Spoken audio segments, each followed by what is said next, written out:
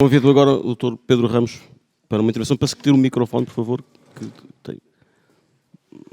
Bastará um. Muito bem.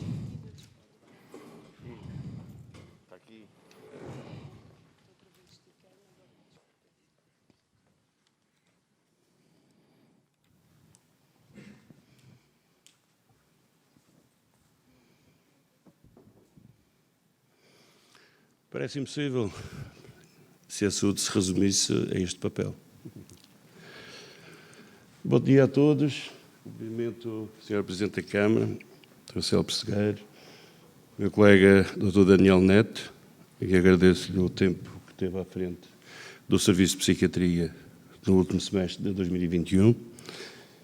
O Miguel Silva como anfitrião destas jornadas e, naturalmente, felicitá-lo pelo sucesso de organizações desta natureza que associam cidadãos com responsabilidades diferentes a nível governamental, institucional, profissional, individual e coletivo, e associativo, em alguns casos. Cumprimento todos os aqui presentes, figuras da região autónoma da Madeira, da área da saúde, da área da Assembleia Legislativa da Madeira, da área de organizações que têm responsabilidades na ligação com os cidadãos e numa área que é extremamente importante, a área da saúde mental. E estão aqui, de facto, os representantes da Casa de Saúde de São João de Deus e ainda da Casa de Saúde de Câmara Pestana, os cuidados primários de saúde, aqui com o seu representante e também com o Dr. Ricardo, as ordens, com o Dr. Tiago e ainda, de facto, todos os aqui presentes, nomeadamente também a Proteção Civil, aqui representada pelo Comandante Pio e pela representante municipal, Doutora Cristina. Cláudia. De facto, debater a saúde é extremamente importante, e ainda bem que estamos todos aqui, porque para além de todos estes cargos e funções, estão aqui à minha frente cidadãos, que têm responsabilidade individual, e dessa responsabilidade individual podem, de facto, disseminar para uma responsabilidade coletiva e contribuir, de facto, de uma forma positiva para a nossa sociedade. A saúde não tem cor política. A saúde só tem um partido. Esse partido chama-se as pessoas. E, naturalmente, nós falamos de pessoas. E as pessoas foi quem permitiu controlar uma pandemia, para os quais, se calhar, não estávamos preparados. Mas eu, durante este debate aqui, durante esta manhã, tenho ouvido aqui palavras que têm-nos acompanhado à nossa equipa da saúde, e perdoem, de facto, esta alguma pouca humildade, mas, de facto, isto, a reorganização, a descentralização, a nova referenciação, a novas competências, a necessidade de fazermos novas coisas. Tudo isso foi o que fizemos na pandemia. Mas também devo dizer que, numa fase inicial, muita gente estava contra a reorganização. Felizmente, na Madeira, tínhamos já profissionais que tinham uma noção de lidar com as situações de exceção. E uma das primeiras palavras que eu dirijo neste momento, em termos de agradecimento, é para todos aqueles que estão aqui presentes, representando vários organismos da nossa sociedade, a forma como se articularam e a forma como responderam e cumpriram com as recomendações durante 2 anos. 2 anos em que nós, de facto, experimentámos condições de vida diferentes, levaram-nos a viver de forma diferente, restringiram-nos a nossa forma de viver e tudo isso teve muito impacto. Essencialmente, o impacto é na saúde mental, como o professor Daniel Neto tem vindo a referir e a professora Isabel Fragoeiro. O impacto na saúde mental da pandemia foi extremo. E, naturalmente, que agora temos que recuperar. Mas esta recuperação faz parte de todos nós. Nós sabemos que as coisas estão organizadas, mas não temos toda a gente para resolver os problemas de cada um à mesma hora, no mesmo dia, na mesma instituição. Esta responsabilidade de todos, esta nova prescrição da sociedade, de cada um de nós é responsável, e a prescrição não tem de ser necessariamente medicamentosa. Os pediatras não prescrevem só anti-inflamatórios, analgésicos e antibióticos, já começaram a prescrever e a dizer aos pais que a criança, se calhar, tem de brincar mais vezes durante o dia, tem que estar mais tempo com os avós, tem que estar mais tempo com os primos, tem que estar mais tempo em termos familiares. Só assim que nós construímos famílias organizadas, saudáveis e responsáveis, respeitando todo o ciclo de vida do cidadão na região autónoma da Madeira. E por isso, Sra. Professora Tânia, também o professor tem uma responsabilidade nesta nova prescrição para a sociedade, para o cidadão. E a Sra. Professora, para além de todos os grupos profissionais que devem lhe dar o apoio, e falou muito bem nos psicólogos, nos assistentes sociais ligados à área educativa, porque são profissionais com outro tipo de preparação, devem estar presentes na organização da vida escolar, de todas as escolas da região, para que o sucesso, não só do ensino, mas também da construção de um tipo de vida diferente para um cidadão que vai precisar deste tipo de acompanhamento, não só na escola primária, depois na escola secundária, depois em termos de universidade, e acima de tudo, estas oportunidades de vida devem ser não só ao nível da educação, deve-se depois traduzir a nível do emprego, a nível da habitação, e à medida que vamos envelhecendo, o sistema de saúde tem que continuamente dar resposta, porque respeita as pessoas. E, naturalmente, com os projetos que vão aparecendo, é quando nós identificamos que é preciso novas respostas, porque a saúde é um processo dinâmico. Mas vamos falar de saúde e não vamos falar de doença, a partir da pandemia. E, naturalmente, na fase final da nossa vida, esse sucesso e estas medidas têm que, de facto, estar presentes, porque nós não basta só envelhecer, é preciso envelhecer com qualidade, é preciso darmos qualidade de vida a estes anos que temos a mais e, naturalmente, depois também não devemos fazer determinado tipo de comparações. Nós temos uma grande esperança de vida.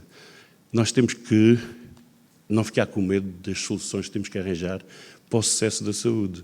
É que nós falamos na saúde e falamos cá de todos estes problemas, porque existem, mas, respondendo ao Sr. Deputado Carlos Costa, naturalmente é um contrassenso aquilo que diz e aquilo que o seu colega e enfermeiro e professor universitário dos Açores, o Dr. Luís Furtado, que esteve nos Estados Gerais do PS há pouco tempo, que disse que as listas de espera não se podem, de facto, resolver definitivamente.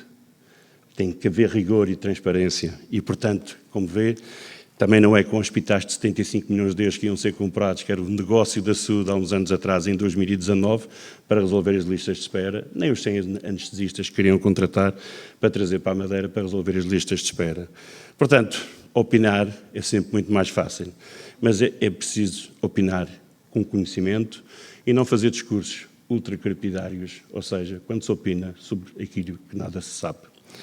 Eu devo dizer que a saúde continuará o seu caminho e o seu rumo e vai precisar de todos os que estão aqui presentes, dos vereadores, dos deputados, dos autarcas, da proximidade com os cidadãos. Nós não podemos fazer este caminho de uma forma isolada. Nós só podemos construir algo para a nossa sociedade e tornar a nossa sociedade saudável em primeiro lugar, sustentável em segundo lugar e segura em terceiro lugar, se todos nós cumprirmos com a nossa missão. Todos nós temos uma missão, e já foi dito aqui, portanto, pelo Dr. Daniel Neto, eu também gosto muito desta frase do Winston Churchill. Nós, quando temos responsabilidades e passamos pelos lugares, nós temos que deixar a sociedade melhor do que quando a encontramos. E os problemas que existem, ou as questões que existem, vão continuar a existir. Eu vou falar só em 3 situações. Em primeiro lugar, a saúde está a trabalhar para as pessoas, após a pandemia, e eu já não falo pós-pandemia, porque nós estamos a lidar com a Covid-19 como lidamos com qualquer infecção respiratória neste momento, caros profissionais, caros cidadãos. Nós já estamos a fazer a vacina adaptada, a vacina sazonal, que não sabemos ainda se terá a mesma composição nos anos seguintes ou será igual à da gripe, terá composições diferentes. No entanto, as pessoas, os cidadãos, começam-se a esquecer da sua responsabilidade. E neste momento a taxa de vacinação que nós temos, seja ela do primeiro reforço, do segundo reforço ou da vacina adaptada, já não está próximo dos números que nos fizeram controlar a pandemia. E, portanto, a pandemia ou pós-pandemia vai precisar sempre dos cidadãos e do seu comportamento e da sua cidadania. E, portanto, é uma das primeiras mensagens que eu transmito, é que, de facto, não se esqueçam que para voltarmos a viver normalmente, nós temos que estar vacinados. Segunda mensagem. Falando de saúde, dizer que Os cuidados de saúde primários são o rosto do nosso sistema. E felizmente que dos 11 concelhos, 6 deles já têm 100% de cobertura. Respondendo ao enfermeiro Juan Carvalho, o sucesso da unidade Novo Sol, que foi introduzida em 2017 e que faz parte do programa do Governo, tem o sucesso que nós estávamos à espera, porque diminuiu as idas à urgência à Ribeira Brava, aumentou os períodos de consulta e o horário de trabalho e triplicou as visitas domiciliárias. Naturalmente que, estou a falar entre 2017 e 2019, no período de pandemia foi completamente diferente, até porque os sucessivos períodos de isolamento, total ou parcial, assim o obrigaram a fazer. Tentámos não deixar ninguém para trás. E isso é evidente nos dados de produção do Serviço Regional de Saúde. Em 2019, tivemos 7 milhões de dados assistenciais. Em 2020, foi o ano cruel da pandemia, fizemos 6 milhões de dados assistenciais. Em 2021, já nos aproximamos dos 9 milhões de dados assistenciais. Isso significa que, se dividirmos por 250 mil habitantes, isto cabe uma certa percentagem de dados a qualquer cidadão na região autónoma da Madeira, seja ele cirúrgico, do foro médico, do foro imagiológico, do foro das análises clínicas, do foro da psicologia, do foro da reabilitação, do foro da nutrição. Todos esses dados foram realizados por 6 mil profissionais, que é a composição do Serviço Regional de Saúde neste momento. Num período de pandemia, nós reforçámos, e eu já ouvi aqui dizer que gastamos mais e que não se vê resultados, é exatamente o contrário. Nós não gastamos mais, nós investimos mais. Nós investimos muito na saúde na região autónoma da Madeira e no caso da pandemia nós investimos mais que os Açores, mais que o continente. Em termos proporcionais foram 130 milhões de euros, mas a nossa taxa de mortalidade e a nossa taxa de letalidade é inferior. E naturalmente nós não seguimos as mesmas recomendações. Fichámos em primeiro lugar. Tivemos a nossa facilidade de vivermos numa ilha. Nós introduzimos quase como uma cerca sanitária com o controle dos portos, das marinas, dos aeroportos e com um sistema de filtro, porque também ninguém nos ouviu. Nós queríamos que as pessoas chegassem cá à Madeira já com o teste realizado, as pessoas não chegaram, mas nós não podíamos estar mais tempo com a nossa economia fechada. E por isso, a 1 de julho de 2020 e durante um ano e meio, nós abrimos as portas e testámos toda a gente, não só a região, com muita responsabilidade, e os grupos profissionais-alvo, e estou aqui-me a lembrar do grupo dos educadores e da área da educação, dos professores, onde foram testados durante 4 fases da evolução da pandemia, desde abril de 2020, e quando começámos a vacinar, em 2021, os professores começaram a ser vacinados e as crianças passaram a ser testadas. E não gastámos dinheiro, nós investimos nas pessoas. E para terem uma ideia, façam as contas, porque nós também temos a responsabilidade de controlar o dinheiro do erário público. Nós fizemos 3 milhões de testes, 150 mil no continente, porque tivemos laboratórios que fizeram os testes para nós, mas não pagámos os preços exorbitantes que o cartel das análises clínicas queria que pagasse, que eram 90 euros por cada teste realizado. A Madeira conseguiu um preço quase 50% abaixo. Nós pagámos apenas 50%, 50 euros por cada teste PCR. Mas, acima de tudo, fizemos contratos, não com privados na fase inicial, mas depois teve que ser. Mas as 4 primeiras instituições que fizemos contratos foi com instituições universitárias. O Hospital da Universidade de Coimbra, o CEDOC em Lisboa, Centro de Estudos de Doença Respiratória Crónica, o Algarve Biomedical Center, onde estive há cerca de 2 dias e que é um parceiro para a saúde digital para o futuro da Madeira, a RS do Norte, com o nosso amigo Carlos Nunes, responsável pela RS do Norte, e depois tivemos que, de facto, recorrer a 3 laboratórios privados, porque, a nível da meia nacional, os problemas intensificaram-se, adensaram-se, era preciso uma maior capacidade de testagem e os privados não estavam a dar essa resposta e o sistema público também teve que dar essa resposta. Portanto, nós tentámos trabalhar da forma que julgámos que era a mais positiva, a mais assertiva. Tivemos decisões completamente diferentes do país. Ficámos a saber, os profissionais de saúde, de que a diferença da evidência científica entre a Madeira e o continente são 15 dias.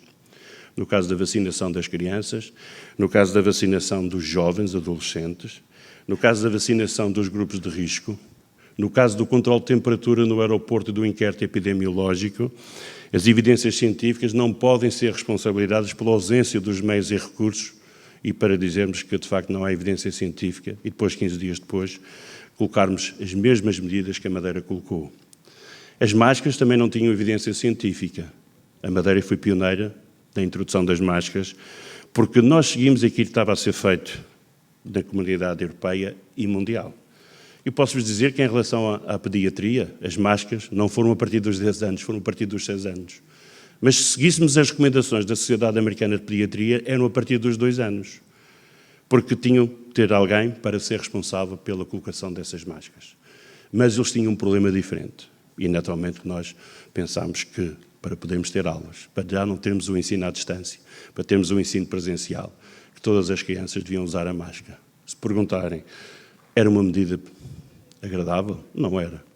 Para mim, não foi muito, de facto, difícil, nem para o Júlio, nem para o enfermeiro José Manuel, nem para os profissionais de saúde, porque, como cirurgião, andei sempre de máscara nos 30 anos de prática clínica do César Rame. E, portanto, foi uma questão fácil de me habituar.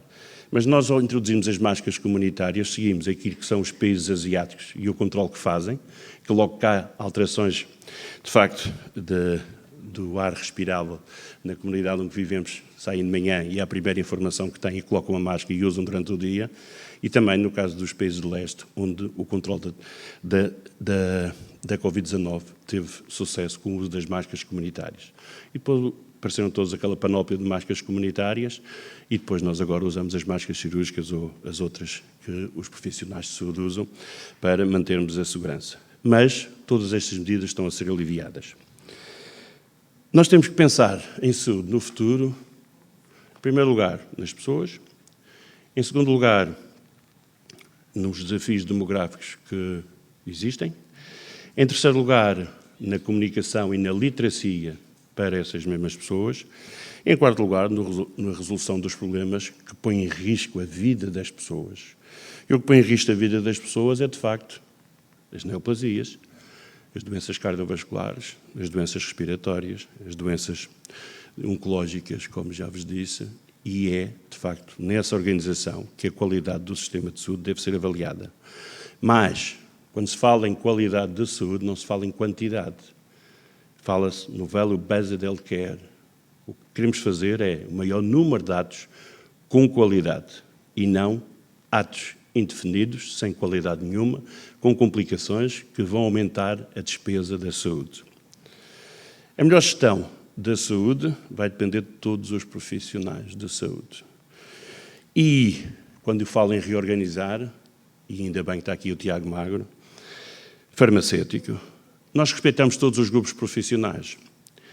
E esse respeito vai na área médica, por todas as condições que são do conhecimento público, na área da enfermagem, por todo o descongelamento de carreiras que foi feito e o respeito que os enfermeiros têm por parte do Governo Regional, da Secretaria Regional da Saúde e Proteção Civil. É preciso ver que este caminho de construção, nós já temos um rácio superior ao da OCDE em enfermeiros. E já temos um rácio muito elevado dos médicos por 1000 habitantes, são 5,1. Em relação aos Açores, o nosso rácio é superior, em relação ao OCDE também o nosso rácio é superior. E, portanto, este é o respeito que temos pelos grupos profissionais. E a tal mudança que se fala e a tal reorganização que se fala não é só no médico de família. É no médico de família, é no enfermeiro de família, é no farmacêutico de família. Porque os farmacêuticos também desempenham um papel importante. E desempenharam um papel importante não só na literacia, na educação e sensibilização que prestam os nossos utentes quando se dirigem às farmácias da comunidade, na testagem, quando o rácio e a capacidade de resposta dos enfermeiros do sistema público, que também é de relevar, era impossível e incompatível quando nós testámos massivamente a nossa população ativa, 100 mil pessoas, e chegámos a fazer no sistema público 3 mil testes em 2020, mas também chegámos em 2021 a fazer 30 mil testes por dia, utilizando a capacidade instalada. E quando nós falamos em Serviço Regional de Saúde, nós temos que falar em Sistema Regional de Saúde. E será criminoso não utilizarmos as capacidades que o sistema tem, nomeadamente nas unidades públicas, nas unidades privadas, nas unidades convencionadas e nas unidades sociais. A saúde dos próximos anos na Madeira terá como pilar de sustentabilidade o Sistema Regional de Saúde. Todas estas unidades colaboraram connosco no controle da pandemia, na realização dos testes, no internamento de doentes e, neste momento, estamos numa fase em que a utilização do nosso sistema de saúde é uma realidade. O Hospital Público tem o bloco encerrado, será reaberto dentro de um mês, porque, também com rigor e responsabilidade, nós contratualizamos os serviços existentes na região autónoma da Madeira. Mas não contratualizamos os serviços de uma forma inadequada, porque contratualizar espaços físicos e contratualizar com outros profissionais não era, portanto, justo, nem era adequado. Nem era justo para a formação dos nossos mais jovens, porque assim a Ordem dos Médicos e a Ordem dos Enfermeiros estavam logo à porta, na Rua da Carreira, a dizer que a formação estava condicionada na Madeira. Nós fizemos de forma diferente. Nós, de facto, contratualizámos espaços físicos. E hoje em dia, nos computadores do hospital, tem também o Hospital da Luz, o Hospital Privado da Madeira, Clínica da Sé e Clínica de Santa Luzia, que são espaços César Rame, enquanto durar esta parceria e este protocolo com estas unidades. Os nossos doentes continuam a ser operados, continuamos a operar mais, continuamos a ter mais salas de bloco operatório do que se estivéssemos a operar no sistema público, e isto é um processo que vai durar 8 a 9 meses, com os seus custos, que é um investimento, não podemos estar parados, e com a solução e com a contínua resolução do que são listas de espera. A digitalização, que é o futuro, já não vou demorar mais, a digitalização será também o suporte de todo o nosso funcionamento. É impensável não falarmos no impacto que a digitalização vai ter na saúde, quando temos todos nós, independentemente da nossa idade, o nosso telemóvel, mandamos mensagens, recebemos informação, enviamos informação, temos acesso à informação das instituições e, naturalmente, isso tem que ser aproveitado. Da mesma forma, quando nós viajamos e recebemos informação, se a porta do avião é a tal, se o avião está atrasado por qualquer motivo, porque já recebemos essa informação também por parte da TAP. É impensável que, quando estamos vulneráveis, que este tipo de comunicação, que a frequência desta comunicação, que este contacto não seja possível, para dizer onde é que o paciente está, se está a aguardar o exame, se falta muito para fazer o exame, se os resultados já saíram do exame. E, felizmente, a digitalização é uma realidade que está a ser construída na saúde regional e que vai permitir, de facto, uma interoperabilidade diferente, uma comunicação diferente e a possibilidade de transmitirmos cada vez mais e mais depressa a informação que todos nós precisamos. O processo clínico único será, de facto, o resultado desta ligação entre sistema público e sistema privado. O processo clínico único já existe no serviço público, entre os hospitais e os cuidados primários de saúde, vai existir entre hospitais, cuidados primários e hospitais privados da região autónoma da Madeira, para controle de custos, para evitar a repetição de exames e para que o doente continue a ser observado como deve de ser. Para finalizar, Miguel, só dizer que nós gostamos muito do que fazemos e que, no que diz respeito àquilo que será a regulação de todos os atos que serão realizados daqui para a frente, o Plano Regional da Segurança do Doente, que já foi falado e que está a ser debatido e construído neste momento, será uma realidade a partir de 2023, e por isso todos os atos realizados a partir da existência deste Plano Regional de Segurança do Doente, em unidades públicas, privadas, convencionadas ou sociais, terá sempre que obedecer a estas regras, a estas recomendações, para que o cidadão na Madeira se sinta cada vez mais seguro daquilo que é quando estamos vulneráveis e precisamos de apoio médico ou de enfermagem ou de qualquer outro profissional, que esse apoio esteja à distância de um clique. Muito obrigado.